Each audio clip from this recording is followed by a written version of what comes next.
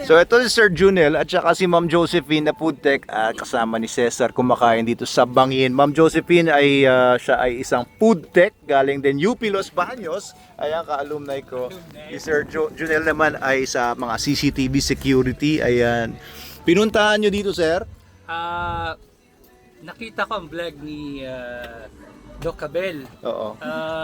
Dahil sa tamarind iced tea. Yun! Tamarind iced tea And yung natin. nacho overload. So, Saka nacho overload, ubos na. Grabe. Hindi na siya overload. ay, Oo. ang wife ko sabi niya, Peter, try natin. So, ito lang yung pinunda namin. Yung tamarind iced tea. Ayan. And suwabe at enjoy ng wife ko. Oo, na-enjoy niyo po ba, What can ma'am? you say, Peter? Yes.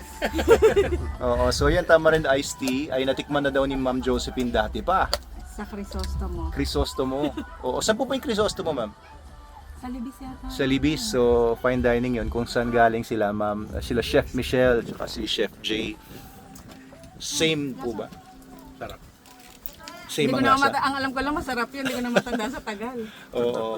So, sosyalin pala ang chef ng Banging Restaurant.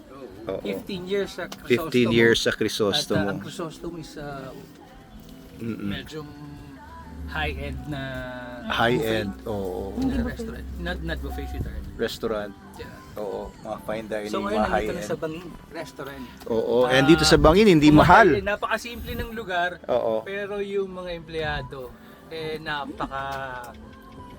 alam natin makakapag-serve sa atin ng mas best and Mga high-tech, no? sobrang mura po. Oo. Punta po tayo rito, sobra the best. Ayan, so yung isang pitchel na ganito na tamarind iced tea ay 150 lang, di ba?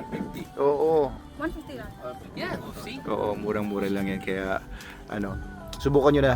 Hindi nyo na kailangan magpunta sa mga mamahaling mga restaurant para matikman ang masasarap na mga Dahil ang pagkain. nagsiserve dito, galing doon sa mamahaling restaurant. Yun. Oo. Parang ano, minsan pupunta ako sa mga hospital dito sa Angono lang, Binangonan. Siyempre, medyo mga simple lang ang mga hospital dito. Pero mga nag-ano rin sila, nagjo-duty rin sila sa St. Luke's, Medical City.